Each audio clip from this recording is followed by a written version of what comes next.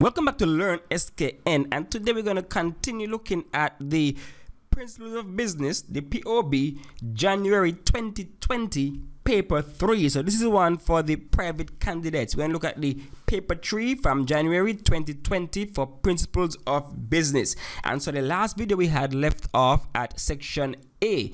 Now we are coming to section B, which includes aspects such as the marketing plan. And so let's just jump right into it. Section B. The firm supplies a number of local hotel chains, retail companies, as well as stores on the island, and owes its success to its ability to deliver finished products ahead of foreign competitors. The firm has remained competitive amidst competition from large local furniture manufacturers and attributes this success to the superior quality of its goods and services. CSEC has received a number of business awards. The staff is very friendly and customer service oriented. The firm utilizes a variety of print and electronic methods to promote its products. One of the challenges faced by CSEC is the periodic shortage of raw materials, which is solved by having up to 6 months supply of inventory. The solution, however, ties up needed capital for other expenses. All right, so that's the section B of the case study. And so we're looking at the marketing plan. Section number 6, target market.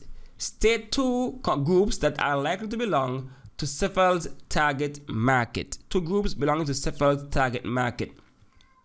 And so you see here that they outline some of its target market. So we're talking about anybody who is into the hospitality business. You know, the bread and breakfast, the hotel, the inn, the Airbnb, those kind of things. Those persons are part of CSEC's target market. We also include any homemakers who want to make sure they have their nice pillows for their homes. Any homeowners, I must say, right, who want to have pillows for their homes, carpeting, cushions, those things. So those will be part of the target market. So housewives, homemakers, anyone who owns a home, anyone who might be, going into a college situation, a dormitory. First thing you want is your pillows, your cushion, your rugs, those kind of things. So all those would be part of the target market. Also, you see here retail companies. So you have your department stores. Those will have their sections for cushions and pillows and those kind of things. So those will be a part of the target market also. So all those that are listed would be groups that are part of CSEC's target market. Remember, they're in the business of soft furnishing, right? So you're talking about cushions and pillows and rugs and all those kind of things. So you know what industry would rely on those things, and those would be part of CSEC's target market, right? So any of those that you would have heard me listed, you can think of any. You can think of also they would be a part of the target market. So that's question number 6, 2 marks, easy marks. Question number 7, competition. Identify 2 of CSEC's likely competitors. And so they outline some here that we have the firm remains competitive amidst competition from large local furniture manufacturers. So those are part of CSEC's competition, large furniture manufacturers. Also, of course, you can think of anyone who is into upholstery, right? You're making your upholstery and things like that. And so you have those kind of companies that make their pillows, hand make the pillows, even manufacture them, en masse. Those will be competition for CSEC's. You also have departments, the same department stores they might be selling to. They might be getting their products from overseas, or maybe have their own in-house brand. So of course, department stores would be competition for CSEC. So all those different members of the industry would be those competition for this company. So we're looking at department stores, we're looking at home decor stores, we're looking at local manufacturers, as I pointed out there, who makes the stuff. We're looking at maybe some of the hotels at time to time would want to sell their wares. They would be a part of the competition. And of course, because of the world we're living in, you have online stores that would be a part of CSEC's competitors, right? You have your Amazons, your Walmart, those kind of places you can go and you get your products online. You can buy them online and have them shipped in. So of course you cannot think just in the box, you have to think outside the box. And so you have international competitors also, not only local but international. So all those would be likely competitors for cephals. Part B for question 7. This one is about what? 6 marks. Okay, it's a big one now. Explain 2 reasons why cephal is likely to survive despite its competition. Right? So why would it survive despite its competition? Now we can go back to the part of the case study right here, and we see that cephal has certain competitive advantages which they tend to lean on. For one, they are local. And so you realize the fact that they are local, and they outline it here. They deliver finished products ahead of foreign competitors. So although foreigners are competition, cephal is local, use local products, so the turnaround time tend to be shorter than if somebody import and have to wait a week or 2 for the boat or whatever to come in with the products. So the fact that they are local and they are able to deliver the finished product ahead of competition means that they have a time advantage on the competitors. That's one of their advantages right there, time. Then we have the next competitive advantage right here, where they say that it produces a superior quality goods and services. So the fact that they produce a higher quality good and service gives them an advantage and edge. And so persons who are looking for high quality goods would choose cephal rather than somebody else, because they know the quality that they are known for, and so they can lean on that as a competitive advantage, the superior quality in goods and services. Also, cephal has received a number of business awards. So their name is out there. So their brand has been established. And so because their brand has been established as being one with quality, you know that persons looking for soft furnishings would turn to cephal because their name is out there. They have been published as such, a company that provides good quality services and goods. Also, look at this part. Cephal, the staff is very friendly and customer service oriented. Friendly and customer service oriented. Remember, you have a well-trained staff, a good staff. Customer service can actually be a competitive advantage. Somebody might be producing maybe higher quality, faster than cephal, but the thing that edges cephal out for them is that they have good customer service. Nothing is worse than you have a product, it's not meeting expectations, or you want to ask a question and you call the company, they put you on a whole lot of answering machines, a lot of computer, a lot of menus, and even if somebody answers, they might be Spanish or whatever, a foreign language person that you don't know where they come from. But so the customer service is poor, and this can really turn off customers. And so if you're a company that has good customer service, you already have a leg up on the competition. If you're beating them on customer service, that right there can help you to be more competitive. So that's a good thing right there. So the staff, as a resource, the human resource is well trained, they're friendly, and they have good customer service. And so that's another advantage that cephal would have over some of the others, and that can help them to be more competitive and survive longer. So those are other reasons why the company would be competitive and remain such. Okay, so I've outlined a number of ways in which it is likely to survive despite competition. We say that turnaround time faster than foreigners. We say the quality of the product is higher. They said the brand is well known because it has won many awards.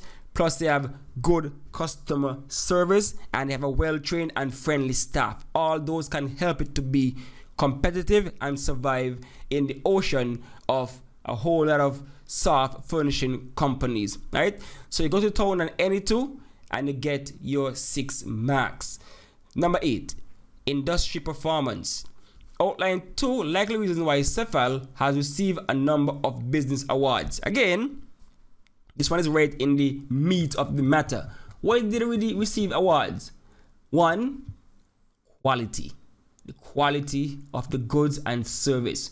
This is one reason why it's superior to most others. And so that's the reason why they would receive numerous awards. They are above the average. They are superior. They provide superior quality products, goods, and services. That's one. And next reason might be the fact that they have a very friendly and customer service oriented staff. Again, that's another reason why they might have received some of their business awards. Also, time. They so see, the answer can be very similar to what makes them competitive, right? So they also, time is the next reason why they might have received awards, because they are, again, above industry standard. They are able to produce goods in a timely manner.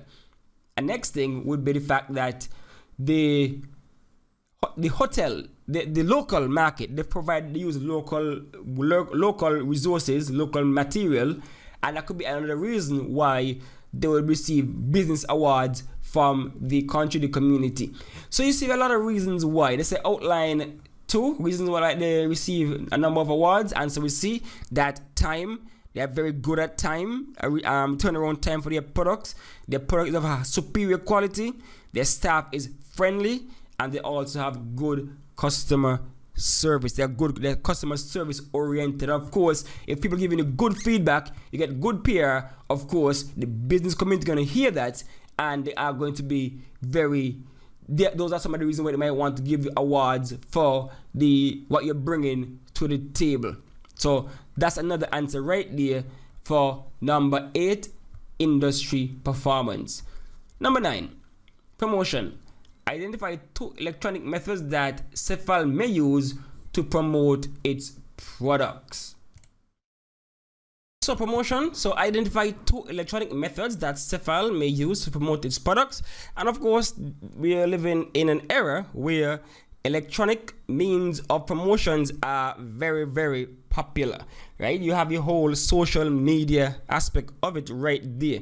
So of course, social media is one of the methods that they can use to promote its products. You have your Instagram. Remember, we were talking about furnishings. So of course, Instagram, take pictures, tell a story about your products, send them out to your followers, or whatever post. So that right there is an example of an electronic method of promoting your products. You have your Instagram, even WhatsApp if you want. WhatsApp, you can use it as a customer service portal, and at the same time have pictures and statuses to display, your latest products, things like that. YouTube. So the whole social media package would be electronic ways that you may use to promote your products. Of course, you can also have a website. You can use a website, electronic website, to show your products. People can browse their online catalog, things like that. So you can use websites, you can use blogs, those things to promote your products. Of course, you can use emails. You can have a newsletter, email newsletter, and things like that, where you collect a number of email addresses from your customers or whatever, and you can send out mass emails. So you can use newsletters, emails as electronic means of promoting your products. So all those are listed above. So just think about it. You can even use your phone, not just social media alone, but you can send out, mass text messages, short form text messages to whoever, Lime, Flow, whoever would send them out and promote your products. So those are a number of ways electronically you can use to promote your products. Of course, you have the old school electronic ways such as television. That's another way you can do it electronically. Radio, all those things. So all those are ways you can promote your products electronically. Then let's identify 2 print methods that CEFAL may use to promote its products.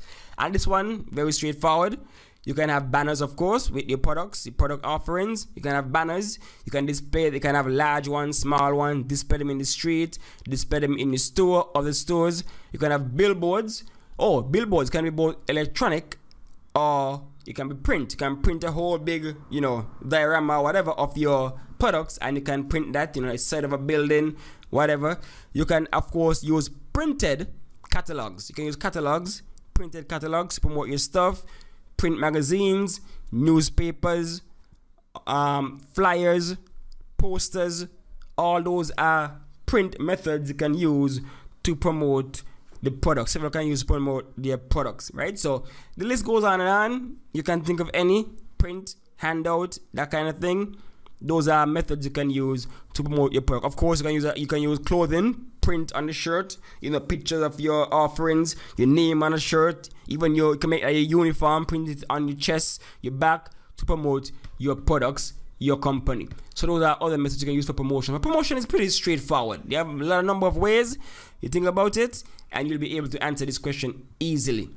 And so they're just breaking down the print versus the electronic methods of promoting Cephal's products. So that's number 9.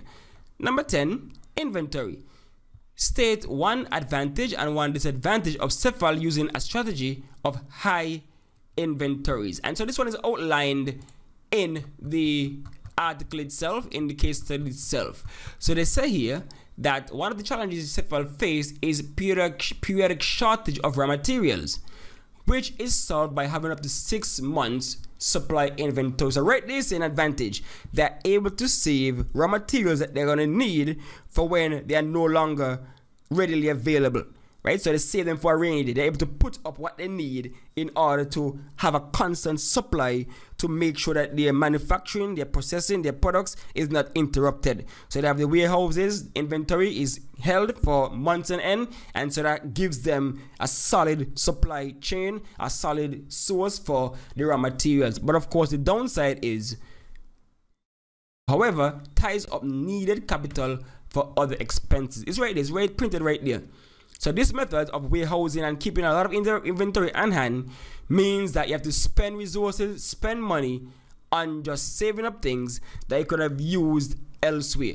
So you're tying up money, tying up capital.